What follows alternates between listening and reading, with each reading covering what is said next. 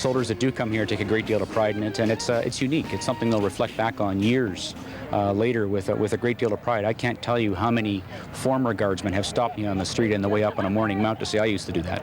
So it's something they hold close to their heart. And so they do, on a blazing hot summer morning, giving tourists on Parliament Hill a show they'll never forget. But the Ceremonial Guard's majesty of movement comes only with hard work, which begins in humbler surroundings at a Carleton University residence at the crack of dawn. Oh, Pierre! They have to be underground and do drill every day, and we start our days at 5:30, and sometimes we're done around 200 hours at night for at least 2 weeks and a half in a row.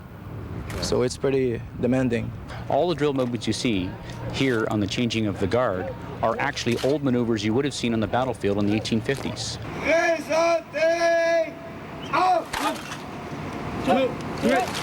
A Guards regiment is supposed to be most loyal to the Queen. In our case, we are the household troops for the Governor General, and as such, they provide the sentries and the guards at the residence of Her Excellency or Her Majesty. In our case, that's Rideau Hall.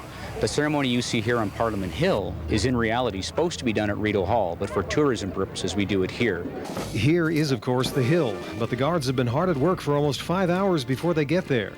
Practice ends with a bus trip from Carleton to the Cartier Square Drill Hall, with the kind of camaraderie you'd expect from college-age reservists. Up the guards! Up the guards! Up the guards! Some of these soldiers attend university in the fall and in the winter and the spring, but they're still members of the primary reserve, and they do parade with their home units. The big parade for the public, of course, is the march up to Parliament Hill each summer morning at 9:45. And yes, the tunics and bearskins are just as heavy and hot as they look. My God, it must be hot in there. It is, especially this year with the humidity that we got. Some morning we hit the ground here already 39 degrees with humidex, and people think that it's light tissue, but it's not. After we get out parade, it goes back to the drying trailer, because some of the troops, they sweat a lot, and those uniforms has to be dry for the next day. But that is behind the scenes. What you see up front is expected to be perfection. The public normally never sees it, but if we see something inconsistent, they may spend the afternoon fixing it. So the next day they come out, it's their A game, not what they did that day. As a Canadian symbol, the Ceremonial Guard is right up there with the Mounties Red Surge and even the Maple Leaf. A reminder of our imperial past and our distinctiveness on the North American continent. And yet, as powerful as that imagery is, there's still the perception that it's all for show, a summer job in scarlet. But these men and women are more than just symbols. They are, after all, soldiers.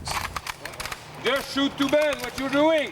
Right now, the troops are conducting C9 weapon handling drills. The C9 light machine gun is one of the standard infantry weapons they carry in the platoon. Right now, they're just conducting handling drills. And right on the grounds of Rideau Hall, no less. But guardsmen are still dogged by the misconception that they're reenactors, like summer students at Old Fort Henry. Well, that's not the case at all. All the soldiers here are combat soldiers. Many of the soldiers here have been overseas on tours to places such as Yugoslavia and Afghanistan. But many visitors don't seem to care much about combat credentials, just the spectacle of living Canadian history. For those guys to carry on the flame, I think it's a good honor to do it. Without tradition, the unit won't exist anymore. We have to keep it alive. In Ottawa, James Hendricks, A Channel News.